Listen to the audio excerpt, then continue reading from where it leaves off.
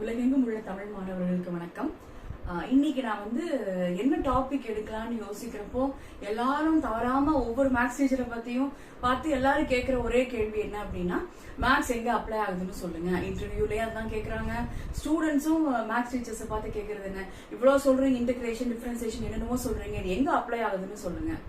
அப்போ அப்ளிகேஷன்ஸ் சொல்லும் போது இந்த ஃபீல்ட்ல யூஸ் ஆகுது, மெக்கானிக்கல் ஃபீல்ட்ல இது யூஸ் ஆகுது, மேட்ரிக்ஸ் எல்லாம் படிக்கிறோம், ஐகன் வேல்யூஸ்லாம் சிவில் இன்ஜினியரிங்ல கன்ஸ்ட்ரக்ஷன் ஆஃப் பில்டிங்ஸ்ல யூஸ் ஆகுதுன்ற மாதிரி நம்ம ஸ்பெசிபிக்கா சில அப்ளிகேஷன்ஸ் மட்டும் சொல்றோம்.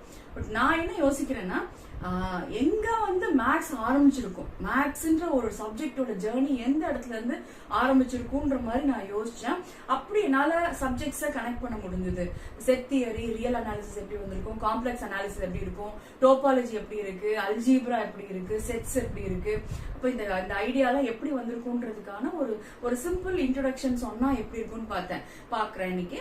அப்போ என்னால எவ்வளவு முடியுமோ நான் யோசிக்கிற வரைக்கும் என்னுடைய நாலேஜ்ல இதெல்லாம் எப்படி கால்குலேட் பண்ண முடியுதுன்னு நான் நினைக்கிறேனோ அதை நான் உங்களுக்கு இன்னைக்கு சொல்றேன். இதை உங்களால புரிஞ்சுக்க முடிஞ்சது அப்படின்னா, இதில் நான் சொல்ற கான்செப்ட் எங்கெல்லாம் இருக்கோ அத்தனை ஃபீல்ட்லயும் மேத்ஸ் அப்ளை ஆகுதுன்றத உங்களால புரிஞ்சுக்க முடியும்னு நினைக்கிறேன். ஃபர்ஸ்ட் நம்ம பேசிக் மேத்தமேட்டிக்ஸ்னு பார்த்தோம்னா நம்பர் சிஸ்டம். நம்ம ஸ்கூல்ல எல்லாம் படிக்கும் போது வெறும் நம்பர்ஸ் மட்டும் தான் பார்த்திருக்கோம். அந்த நம்பர்ஸ் வச்சுக்கிட்டு நம்ம அதுதான் மேக்ஸ் நினைச்சிட்டு இருக்கோம். ஆனா மேக்ஸ்ங்கிறது என்னது, வெறும் நம்பர்ஸோட முடிகிற வேலை இல்ல. நம்பர்ஸ்க்கு பின்னாடி ஒரு வேரியபிள் ஒரு கான்செப்ட் வருது. வெறும் நம்பர்ஸை டீல் பண்றப்போ எனக்கு ரொம்ப ஈஸியா இருக்கு. வெறும் அடிஷன், சப்ட்ராக்ஷன், மல்டிபிளிகேஷனோட டேபிள்ஸோட வேலை முடிஞ்சது. ஆனா பிராக்டிக்கல் ப்ராப்ளம்ஸ் எல்லாம் பார்க்கும்போது வேரியபிள் ஒரு கான்செப்ட் உள்ள வருது. வேரியபிள் கான்செப்ட் உள்ள வர்றப்பதான் நமக்கு அல்ஜீப்ரான்ற ஒரு சப்ஜெக்டோட நீடே நமக்கு அங்கதான் ஸ்டார்ட் ஆகுது. சோ இதெல்லாம் இப்படி நம்ம போறோம். சோ பேசிக்கா நமக்கு மேத்தமேட்டிக்ஸ்ல செட் தியரி தான் ஃபர்ஸ்ட் வந்திருக்குன்ற மாதிரி நான் யோசிக்கிறேன். ரியல் அனாலிசிஸ், காம்ப்ளெக்ஸ் அனாலிசிஸ் எல்லாம் ஒரு பக்கம் இருக்கு, ரியல் கண்டிப்பா முதல்ல இருக்கும். பட் அப்கோர்ஸ் செட் தியரியில இருந்து பேசிக் பியூர் பார்ட் ஆஃப் மேத்தமேட்டிக்ஸா இருக்கும்னு நினைக்கிறேன். செட்ஸ் எல்லாம் என்னவா இருக்கும், வெறும் கலெக்ஷன் ஆஃப் எலிமெண்ட்ஸ் தான். அப்ப எலிமெண்ட்ஸ் எல்லாம் கலெக்ட் பண்றோம், அதை நம்ம செட்னு டிஃபைன் பண்றோம். அப்போ ஒன்ஸ் நீங்க செட்னு சொன்னீங்கன்னா அதுக்குள்ள மேட்ரிக்ஸ் ஃபார்மேட் இருக்கலாம், even days of the week collect பண்ணலாம், மந்த்ஸ் எல்லாம் கலெக்ட் பண்ணலாம். அந்த கலெக்ஷனுக்குள்ள எப்படிப்பட்ட குவாலிட்டி பேஸ்ட் திங்ஸையும் நீங்க அதை என்ன பண்ணலாம், ஒரு கலெக்ட் பண்ணி அதை நீங்க ஒரு செட்டா ஃபார்ம் பண்ணிக்கலாம். அப்போ செட்ஸ்ங்கிறது ஒரு பேசிக் வெர்ஷனை கூட நம்மளால டீல் பண்ண முடியும். நம்ம கிட்ட ஃபார் எக்ஸாம்பிள் இப்போ டிஃபரெண்டா ஒரு 10 டிவி இருக்கு, 10 ரேடியோ இருக்கு, மெட்டீரியல்ஸ் ஹேண்டில் பண்றதுக்கு, ஈவன் ஹியூமன்ஸ் நான் ஹேண்டில் பண்றப்போ எல்லா இடத்துலயும் எனக்கு நிறைய டிஃப்ரெண்ட் கலெக்ஷன் எடுத்துக்கிறோம். அப்படிங்கிறப்ப எல்லாம் எனக்கு செட்டுங்கிற ஒரு பேசிக் கான்செப்ட் எனக்கு யூஸ்ஃபுல்லா இருக்கு. அப்போ வெறும் செட்ஸ் எல்லாம் வச்சுட்டு இருக்கும் போது அடுத்த ஸ்டெப் நம்ம எங்க போறோம் அப்படின்னா குரூப் குள்ள போறோம். குரூப்ங்கிறப்ப அல்ஜீப்ரா. அப்போ ஒரு செட் எடுத்துக்கிறீங்க, அந்த செட்டுக்குள்ள உங்களுக்கு ஏதாவது ஒரு ஆபரேஷனை வச்சு டிஃபைன் பண்றீங்க. வெறும் செட்டு மட்டும் வச்சுட்டு என்ன பண்றது, ரெண்டு செட்ஸை யூனியன் பண்றீங்க, இன்டர்செக்ஷன் பண்றீங்க, அதோட முடியுமானா இல்ல. எனக்கு அடுத்து என்ன நான் சொல்றேன், ஒரு கலெக்ஷன் எடுக்கிறீங்க, அந்த கலெக்ஷனுக்கு நான் நிறைய கண்டிஷன்ஸ் இம்ப்ளிமெண்ட் பண்றேன். அந்த இம்ப்ளிமெண்டேஷன்ல எந்தெந்த விஷயங்கள் எல்லாம், எந்தெந்த ஆக்சியம்ஸ் எல்லாம் சாட்டிஸ்ஃபை ஆகுதோ அதை பேஸ் பண்ணி நான் அந்த செட்ஸை நான் குரூப்னு நான் அசைன் பண்றேன். அப்ப குரூப்ங்கிறது ஒரு 4 கண்டிஷன்ஸ் தான் இருக்கு. அடுத்தது ரிங்னு சொல்லும் போது 8 கண்டிஷன்ஸ் இருக்கு. அடுத்து ஃபீல்டிங் போது அரௌண்ட் 10 கண்டிஷன்ஸ் உள்ள வந்துருது. அப்ப இவ்வளவு கண்டிஷன்ஸ் இம்போஸ் பண்ண எனக்கு நமக்கு தெரியும், நிறைய கண்டிஷன்ஸ் கொடுக்குறாங்கன்னா ஆட்டோமேட்டிக்கா அதை சாட்டிஸ்ஃபை பண்ற ஆட்கள் என்ன ஆவாங்க, ரொம்ப குறைஞ்சிருவாங்க. அப்போ ரொம்ப லிமிடெட் நம்பர் ஆஃப் ஃபீல்ட்ஸ் தான் நமக்கு கையில பிராக்டிக்கலா நம்ம கையில இருக்கும். அப்போ குரூப்ஸ் எல்லாம் இந்த மாதிரி குரூப் தியரி வரும்போது ஆட்டோமேட்டிக்கா அல்ஜிப்ரா வந்துருது. அப்போ அல்ஜிப்ரா எப்படி இருக்கு, ஒன்ஸ் நீங்க கலெக்ஷன் எடுத்து முதல்ல வெறும் பேசிக்கலா செட்ஸ் மட்டும் வச்சு செட் தியரி ஆப்ரேட் பண்ணிட்டு இருந்தோம். ஒரு செட்டுக்குள்ளேயே நீங்க ஒரு ஆபரேஷனை வச்சு அந்த ஆபரேஷன்ல அந்த கலெக்ஷன் ஒரு குரூப்பா இருக்கு, ரிங்கா இருக்கு, ஃபீல்டா இருக்குன்னு சொல்லி நீங்க டிஃபைன் பண்றீங்க அப்படின்னா அடுத்தது அல்ஜிப்ராக்குள்ள வந்துட்டோம். ஒன்ஸ் நீங்க கலெக்ஷன் அதுலயும் இந்த குவாலிட்டியோட இருக்குன்ற மாதிரி செட்ஸ் வச்சிருக்கீங்க. இன்னும் நமக்கு என்ன வரல, ஃபங்க்ஷன்ஸ் உள்ள வரல. அப்ப ஃபங்க்ஷன்ஸ் உள்ள வருது அப்படின்னா ஃபங்க்ஷன்ஸ்னா என்னவா இருக்கும், நீங்க ஃபங்க்ஷனுக்கு மேப்பிங்னு சொல்றோம், ஃபங்க்ஷன் சொல்றோம், எல்லாமே ஒண்ணுதான். ஃபங்க்ஷன் சொல்லும் போது அது எவ்வளவு டெபினிஷன் சொல்றோம், பட் டெபினிஷன்ஸே நம்ம ஸ்டிக் ஆன் பண்ண வேண்டாம். நார்மலா ஃபங்க்ஷன் என்ன, ஒரு மெஷின் ஃபங்க்ஷன் ஆகுதா இல்லையான்னு என்ன அர்த்தம், அது ஒர்க் ஆகுதா இல்லையா, அது இயங்குதா இல்லையா, ஏதோ ஒரு ப்ராசஸ் உள்ள நடக்குதா இல்லையா, அந்த ப்ராசஸ் நம்ம என்னன்னு சொல்றோம், ஃபங்க்ஷன் சொல்றோம். ஃபங்க்ஷன் ஆகுதா இல்லையா? அப்போ நம்ம ஒரு ஒரு குரூப் இருக்கு, இன்னொரு குரூப் இருக்கு, ஒரு கலெக்ஷன் இருக்கு, இன்னொரு கலெக்ஷன் இருக்கு, அதுக்குள்ள ஒரு ஃபங்க்ஷனை நீங்க டிஃபைன் பண்றீங்க. அப்போ ஃபங்க்ஷன் என்ன அர்த்தம், உங்க கையில ஏ இருக்கு, உங்க கையில பி இருக்குன்னா ஏ இருக்கிற எலிமெண்ட்ஸ் எல்லாம் பிக்கு போகணும் அப்படின்னா இப்படி எடுத்து நீங்க மூவ் பண்றீங்க. அப்போ இப்படி எடுத்து மூவ் பண்ணும்போது ஏல எந்தெந்த எலிமெண்ட் எது கூட சேரணும், எது கூட எது வேல்யூ விஷயமா கன்வெர்ட் ஆகணும், இதுல இருக்கிற ஏங்கிறது இதுல இருக்கிற பியா கன்வெர்ட் ஆகணும், இதுல இருக்கிற A2ங்கிறது இதுல B2வா கன்வெர்ட் ஆகணும். அப்ப அது எப்படி இப்படி கொண்டு வரோம், எப்படி நம்ம கனெக்ட் பண்ணணும் அப்படிங்கிறப்ப அது ஃபங்க்ஷன் சொல்றோம். ஃபங்க்ஷன் அப்புறம் ஓகே, ஒன்ஸ் நம்ம ஃபங்க்ஷன்ஸ் சொல்லும் போது வெறும் எனக்கு குரூப் கலெக்ஷன் மட்டும் பத்தாது, அதோட ஸ்ட்ரக்சர் நான் அனலைஸ் பண்ணணும். எல்லாமே வெறும் கலெக்ஷன் மட்டும் எனக்கு போதுமானதா இருக்கா, இல்ல அதோட பேசிக் சைஸ் எனக்கு அது வந்து எப்படி இருக்கு, எவ்வளவு பெருசா இருக்கு, வால்யூம் அதிகமா இருக்கு. அப்ப வால்யூம் ஏரியான்ற கான்செப்ட்லாம் வரணும் அப்படின்னா கண்டிப்பா அங்க என்ன வேணும், நமக்கு ஜியோமெட்ரி வேண்டி இருக்கு. அப்ப ஜியோமெட்ரி ஒரு பக்கம் தனியா நம்ம டீல் பண்றோம். ஜியோமெட்ரிக்கல் ரெப்ரசன்டேஷன் ரொம்ப இன்ட்ரெஸ்டிங்கா இருக்கும். என்னன்னா நீங்க ஃபார் எக்ஸாம்பிள் வெறும் x square plus y square equal to 1 அப்படின்னா அது ஒரு சர்க்கிள் ரெப்ரசன்டேஷன். அப்போ சர்க்கிளோட ஈக்குவேஷன் ஃபார்மேட், அந்த சர்க்கிள் வந்து நீங்க கிராஃபிக்கலா போடும்போது அந்த சர்க்கிள் எப்படி நீங்க அதை டிரா பண்றீங்க. x square plus y square equal to 1 அப்படின்னா அது ஒரு சர்க்கிள், அதோட ஆரிஜின் என்னவா இருக்கும், 0 0வா இருக்கும், அதோட ரேடியஸ் 1 இருக்கும். சோ ஆரிஜினை சென்டரா வச்சிருக்கிற ஒரு யூனிட் சர்க்கிள் தான் உங்களோட x square plus y square equal to 1 அப்படின்னு. அப்போ ஒரே கான்செப்ட் தான், சர்க்கிள்ங்கிறது ஒரே ஒரு விஷயம் தான். அது வந்து எப்படி நம்ம ஈக்குவேஷன் ரெப்ரசன்டேஷன் எப்படி இருக்கும், அதோட கிராஃபிக்கல் ரெப்ரசன்டேஷன் எப்படி இருக்கும், அப்படி நம்மளோட ஐடியாஸ் தாட்ஸ் அப்படியே நான் வேற வேற டைமென்ஷன்ல நான் அப்படியே எடுத்துட்டு போறேன்.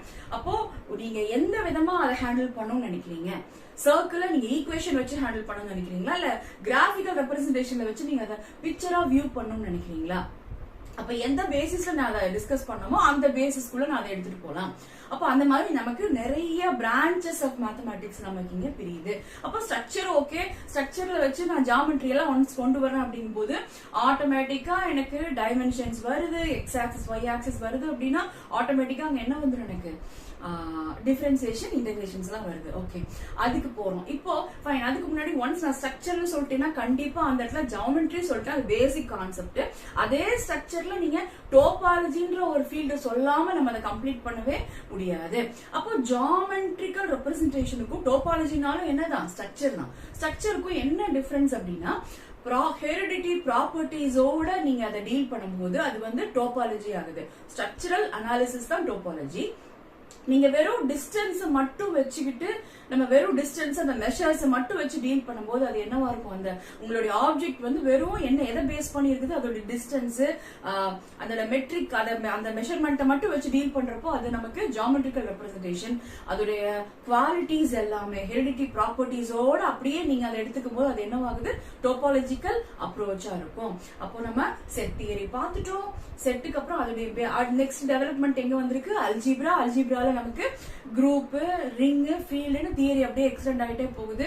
நெக்ஸ்ட் நம்ம ஒன்ஸ் நம்ம ஃபங்க்ஷன்ஸ்குள்ள வரும்போது நம்ம அதோடைய base structure analysis at the same time functional அனாலிசிஸும் போறோம். ஸோ அங்க நமக்கு டோபாலஜி அப்படியே ஃபங்க்ஷன் அனாலிசிஸ் வருது.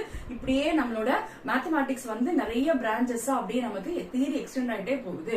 இதெல்லாம் அபார்ட் ஃப்ரம் திஸ் நம்ம மேத்ஸ்ல ரொம்ப டஃபா நம்ம ஃபீல் பண்றது என்ன, டிஃபரன்சியேஷன் இன்டகிரேஷன். டிஃபரன்சியேஷன் இன்டகிரேஷன் ஏன் கொண்டு வந்திருக்கணும் அப்படின்னா அப்படின்னு யோசிக்கும் போது எனக்கு என்ன தோணுது, ஒன்ஸ் நீங்க ஒரு ஒரு ஒரு விஷயத்த நம்ம டிஸ்கஸ் பண்ணணும்னு வச்சுக்கோங்க. இப்ப நாம ஃபார் எக்ஸாம்பிள் இப்ப நான் நிக்கிறேன், இல்ல ஃபார் எக்ஸாம்பிள் இங்க நான் போர்டு இருக்கு அப்படின்னா போர்டோட லென்த், பிரெத், அதோட ஏரியாவை நான் மெஷர் பண்ணணும்னு நான் நினைக்கும் போது அப்பவே எனக்கு என்ன ஆயிடுச்சு, ஒரு டைமென்ஷன். அப்ப எனக்கு நான் ஏரியான்னு சொல்லும் போது எனக்கு 2 டைமென்ஷன் வந்துச்சு. நான் என்ன பண்றேன், லென்த்தையும் மெஷர் பண்ணோம், பிரெத்தையும் மெஷர் பண்ணோம் அப்படின்னா 2 ஆங்கிள் நான் அந்த விஷயத்த, இந்த கான்செப்ட, இந்த ஆப்ஜெக்ட நான் ஹேண்டில் பண்ற மாதிரி இருக்கு. அப்ப 2 டைமென்ஷன். பட் ஈவன் பிராக்டிக்கல் லைஃப்ல 2 டைமென்ஷன் கூட கிடையாது. ஏன்னா நான் போர்டுன்னு ஒண்ணு வச்சுட்டேன் அப்படின்னா இங்க என்ன இருக்கு, எனக்கு இங்க வித்னு ஒரு கான்செப்ட் வந்துருச்சு. இது எவ்வளவு திக்னஸோட இந்த போர்டை ப்ரொடியூஸ் பண்ணிருக்காங்கன்ற ஒரு கான்செப்ட் வந்துருச்சு. அப்போ லென்த், பிரெத், வித் எல்லாமே இருக்குன்னா மினிமம் எனக்கு என்ன வேணும், 3 டைமென்ஷன்ல தான் நான் அந்த ஆப்ஜெக்ட டீல் பண்ணணும். அப்பதான் அது கரெக்டான மெஷரா இருக்கும். அப்ப அடுத்த क्वेश्चन, 3 டைமென்ஷன்ல தான் நம்ம ரியல் லைஃப்ல ஆப்ஜெக்ட்ஸ் எல்லாமே இருக்கு அப்படின்னா எதுக்காக நம்ம 1 டைமென்ஷன் படிக்கணும், எதுக்காக நம்ம 2 டைமென்ஷன் படிக்கணும்னு நம்ம யோசிக்கிறப்போ ஒன் டைமென்ஷன் கிளியரா அண்டர்ஸ்டாண்ட் பண்ணா மட்டும்தான் நம்மளால 2 டைமென்ஷனுக்கு தியரி எக்ஸ்டெண்ட் பண்ண முடியும். 2 டைமென்ஷனுக்கு எப்படி எக்ஸ்டெண்ட் பண்றதுங்கிற ஐடியா, விஷன் நமக்கு அந்த கார்டீசியன் ப்ராடக்ட்லாம் இல்லாம 2 டைமென்ஷனுக்குள்ள நீங்க போவே முடியாது.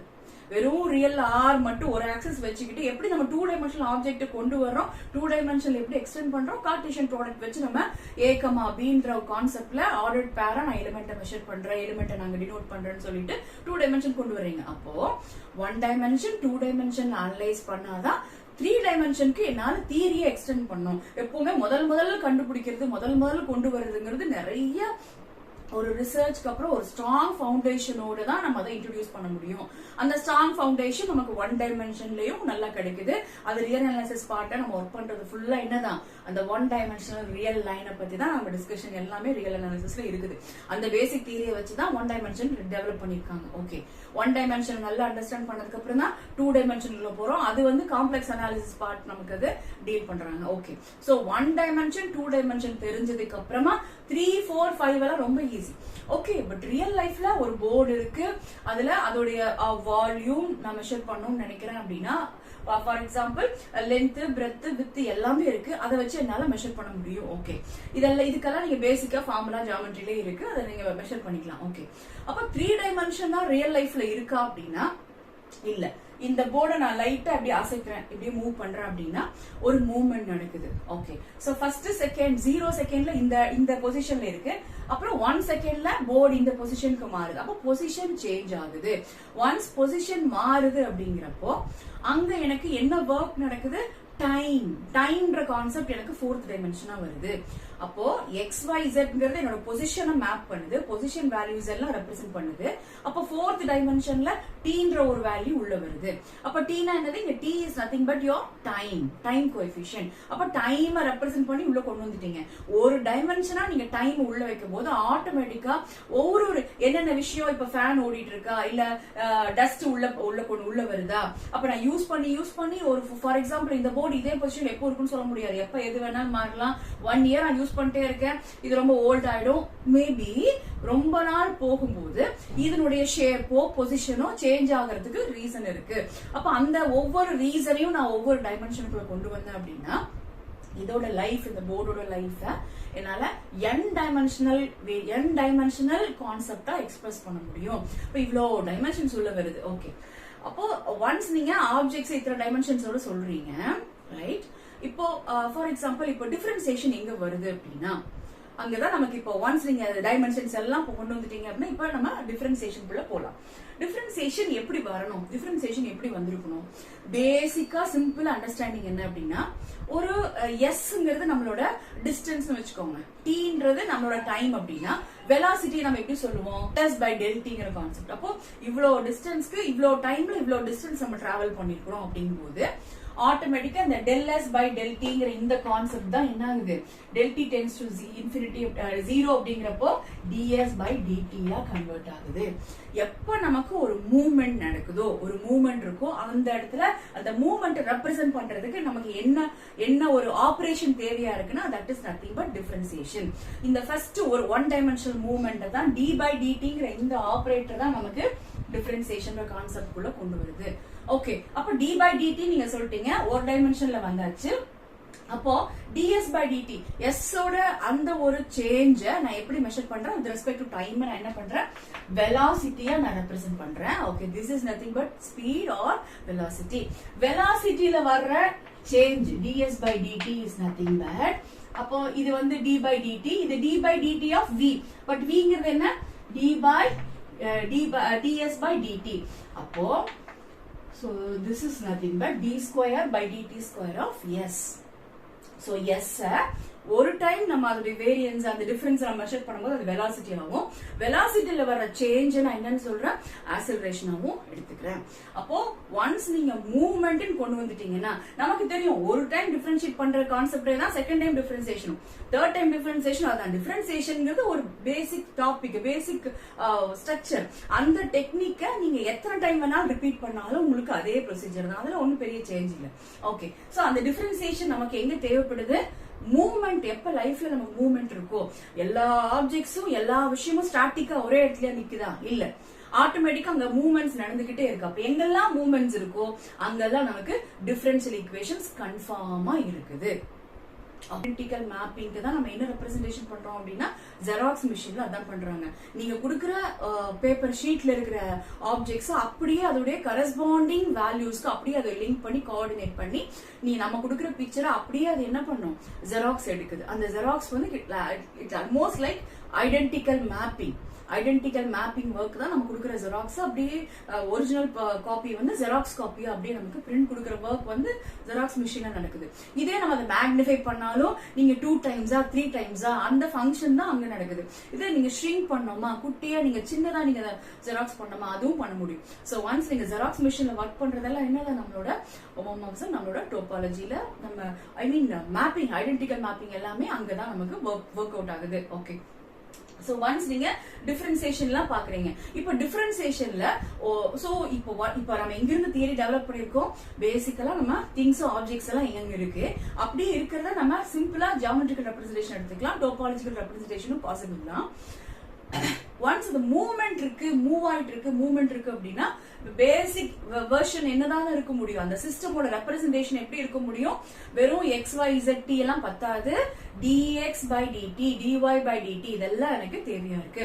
அப்போ ரியல் லைஃப்ல பாத்தீங்கன்னா பார்ஷியல் டிஃபரன்ஷியல் ஈக்குவேஷன் தான் நிறைய. டிஃபரன்ஷியல் ஈக்குவேஷன் எப்ப பார்ஷியல் டிஃபரன்ஷியல் ஈக்குவேஷன் ஆகும், வெறும் சிஸ்டம்ல ஒரு சிங்கிள் இண்டிபெண்டன்ட் வேரியபிள் 1 டைமென்ஷன்ல தான் நமக்கு வேரியேஷன் நடக்குது, மாற்றம் நடக்குது அப்படின்னா அது நம்ம என்ன சொல்லுவோம், 1 டைமென்ஷனல் ஆர்டினரி டிஃபரன்ஷியல் ஈக்குவேஷன் சொல்லுவோம். இல்ல 2-3 டைமென்ஷன்ல நடக்கிறப்போ ஆட்டோமேட்டிக்கா அது என்னது, partial differential equation. For example இப்போ நீங்க yன்ற ஒரு ஃபங்க்ஷன் தான் இருக்கும், yக்குள்ள வெறும் x மட்டும் தான் நமக்கு வேரியபிளா இருக்கு, இண்டிபெண்டன்ட் வேரியபிளா இருக்கு அப்படின்னா இங்க நம்மளோட ஆபரேட்டர் வந்து d by dx ஆ இருக்கும். இப்போ நான் டிஃபைன் பண்றேன் zன்ற வேரியபிள்குள்ள xும் z is a function in terms of x and y அப்படின்னா இங்க எனக்கு உள்ள இருக்கிற இண்டிபெண்டன்ட் வேரியபிளுக்கு எக்ஸுக்கு ஒரு ஆபரேட்டர் டோ பை டோ y, டிங்கிறதா இங்க டோன் ரெப்ரசென்ட் பண்ணிருக்கோம். ஏன்னா இது வந்து பார்ஷியலா தான் இருக்கு, ஏன்னா 2-3 வேரியபிள் இருக்கப்போ அது எல்லாத்துக்குமே ஸ்பேஸ் கொடுக்கணும். சோ இது இதோட டைமென்ஷன்ஸ் நான் என்ன பண்றேன், இதோட ஒர்க் வந்து கொஞ்சம் சிம்பிளிஃபை பண்றேன். That is d by d x கிடையாது, டோ பை டோ எக்ஸ், டோ பை டோ y. ஓகே, ரியல் லைஃப்ல பாத்தீங்கன்னா எப்பவுமே 1 டைமென்ஷன் கிடையாது. நம்ம ஜியோமெட்ரிக்கலா பேசும்போது அதுதான் டிஃபரன்ஷியல் ஈக்குவேஷன் வைஸ் பேசும்போது 1 டைமென்ஷன் இல்ல, எல்லாமே பார்ஷியல் டிஃபரன்ஷியல் ஈக்குவேஷன்ஸ் தான். நீங்க எதெல்லாம் நீங்க மூவ் பண்றீங்கன்னு சொல்றீங்களோ, கார் போறது, இல்ல ஒரு சிஸ்டம் ஒர்க் ஆகுது, blood flow, fluid flow, air circulation என்ன எடுத்துட்டீங்கனாலும் எல்லாமே everything was represented by differential equation, especially partial differential equation. ஆனா பார்ஷியல் டிஃபரன்ஷியல் ஈக்குவேஷன் போறதுக்கு முன்னாடி 1 டைமென்ஷன்ல நம்ம அதை எப்படி சால்வ் பண்றதுன்னு தெரிஞ்சாதான் நம்மளால 2 டைமென்ஷன் 3 டைமென்ஷனுக்கு போக முடியும். அதனாலதான் ஃபர்ஸ்ட் நம்ம என்ன பண்றோம், எப்பவுமே ODE கான்செப்ட், ODE சால்விங் எப்படின்றத நம்ம தரவு பண்ணிட்டு அதுக்கப்புறம் பார்ஷியல் டிஃபரன்ஷியல் ஈக்குவேஷனுக்குள்ள போறோம். சோ எங்கெல்லாம் ரியல் லைஃப்ல சிஸ்டம் மூவ்மெண்ட்ஸோட ஃபங்க்ஷன்ஸோட இருக்கிற ஒரு சிஸ்டம் ரெப்ரசென்ட் பண்ணி அதை சார்ட் அவுட் பண்ணோம், சால்வ் பண்ணோம் நீங்க நினைக்கிறீங்களோ அங்கெல்லாம் என்ன வேணும், டிஃபரன்ஷியல் ஈக்குவேஷன்ஸ் வேணும். அதே மாதிரி சிக்னல்ஸ் எல்லாம் இருக்கு, நிறைய இருக்கு, சிக்னல்ஸ் இருக்கு. ட்ரிபிள் எல்லாம் பாத்தீங்கன்னா நிறைய டிரான்ஸ்ஃபார்ம்ஸ் எல்லாம் பண்ணுவாங்க. ஒரு கான்செப்ட் இன்னொரு கான்செப்டா எப்படி மாறுதாங்கலாம் நமக்கு டிரான்ஸ்ஃபார்ம்ஸ் ஆகும். டிரான்ஸ்ஃபார்ம்ஸ்க்கு மேக்ஸிமம் நம்ம யூஸ் பண்றது என்னதான், இன்டகிரேஷன் ஆர் சிக்மா. அது டிஸ்கிரீட் வேவ்ஸா இருந்தா, டிஸ்கிரீட் கான்செப்டா இருந்தா, சீக்வென்சஸா இருந்தா நம்ம ஒரு different type of transform use பண்ணுவோம். இல்ல கண்டினியூஸ் வேவ்ஸா இருக்கு, கண்டினியூஸ் ஃபங்க்ஷன்ஸா இருக்கு அப்படின்னா அதுக்கு நம்ம இன்டகிரேஷன் வச்சுதான் நம்ம டிரான்ஸ்ஃபார்ம் பண்ணுவோம்.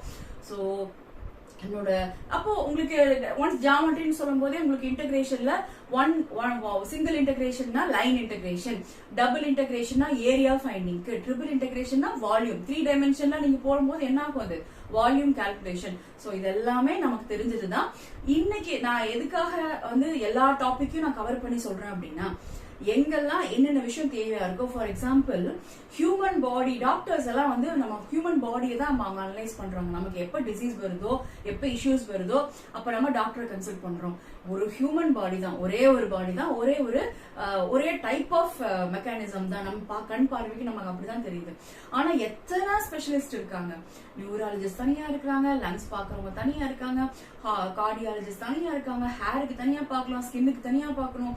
அப்போ எல்லா விஷயமும் கலந்ததுதான் நம்மளோட பாடி. அதுல இருக்கிற ஒவ்வொரு விஷயமும் நமக்கு எங்க எங்க பிரச்சனை வருதுன்னு ஐடென்டிஃபை பண்றதுக்கே நம்ம 2-3 கன்சல்டேஷன் போயிட்டு வந்துதான் எங்க பிரச்சனைன்னு தெரியுது. அப்ப அதோட ஸ்பெஷலிஸ்ட் கிட்ட நம்ம அந்த ப்ராப்ளமோட ஸ்பெஷலிஸ்ட் கிட்ட நம்ம பாக்குற மாதிரி இருக்கும். அப்ப இந்த மாதிரி மேக்ஸ்ங்கிறதும் ரியல் லைஃப்ல logic, maths is nothing but logic. எங்கெல்லாம் லாஜிக் இருக்கோ, எங்கெல்லாம் நமக்கு ஒரு ஒரு ப்ராப்பர் மீனிங்ஃபுல்லான ஒரு விஷயம் நடந்துட்டு இருக்குன்னு நினைக்கிறோமோ அங்க எல்லாமே நமக்கு மேத்தமேட்டிக்ஸ் இருக்கு, அங்க லாஜிக் இருக்கு. லாஜிக் இருக்கிற இடத்துல எல்லாம் மேக்ஸ் இருக்கு. அப்போ இந்த பேசிஸ்ல நம்மளோட இது வரைக்கும் நம்ம எங்கெல்லாம் செட்ஸோ அல்ஜிப்ராவோ இல்ல டிஃபரன்சியேஷனோ இன்டகிரேஷனோ எங்கெல்லாம் தேவையா இருக்கோ, சிஸ்டம்ஸ் நிறைய பில்டிங் கட்டுறதுல ஈவன் மேட்ரிக்ஸ் டிஜிட்டல்லாம் எத்தனை ஃபுல் அண்ட் ஃபுல்லா நமக்கு மேக்ஸ் வச்சு தான் டீல் பண்றோம். இல்ல நீங்க ஒரு மாதிரி கன்ஃபியூஷன்ல இருக்குன்னா அதுக்கும் நம்ம ஃபஸிங்கிற தியரி டெவலப் பண்ணியாச்சு. அன்சர்டனிட்டியை டீல் பண்றதுக்கும் நம்ம கிட்ட மேக்ஸ்ல நமக்கு தியரி இருக்கு. சோ நிறைய விஷயங்கள் எங்கெங்கெல்லாம் தேவையோ அதெல்லாம் நம்ம டச் பண்ற மாதிரி அங்கங்க நமக்கு அதுக்கான ஒவ்வொரு மேக்ஸ்ங்கிறது ஒரு சின்ன ஒரு விஷயம் இல்ல, ஒரு சிங்கிள் கான்செப்டே இல்ல. அது நிறைய காம்பனன்ட்ஸ் உள்ள வச்சிருக்கிற ஒரு யூனிவர்சல் கான்செப்டா தான் இருக்க முடியும். நிறைய ஓரளவுக்கு இன்னைக்கு நான் வந்து எது எங்கெங்க இருக்கு எப்படியெல்லாம் அதை கனெக்ட் பண்ணலான்ற மாதிரி சொன்னேன்னு நினைக்கிறேன். பட் இதையுமே என்னால ஒரு கன்க்ளூஷன் இதோட இது சொல்லி முடிச்சுட்டேன் அப்படின்ற ஒரு சாட்டிஸ்பாக்சனுக்கு வர முடியல. ஏன்னா இது ஒரு பெரிய வாஸ்ட் ஏரியா. ஏதோ என்னால முடிஞ்ச வரைக்கும் எங்கெல்லாம் இதை கனெக்ட் பண்ணலான்ற ஒரு ஐடியாவை உங்களுக்கு கொடுத்துருக்கேன்னு நினைக்கிறேன். உங்களுக்கு யூஸ்ஃபுல்லா இருந்திருக்கும்னு நினைக்கிறேன். உங்களோட டவுட்ஸ் ஏதாவது உங்களுக்கு இருந்ததுன்னா நீங்க அதை என்கிட்ட கேட்கலாம். நன்றி, வணக்கம்.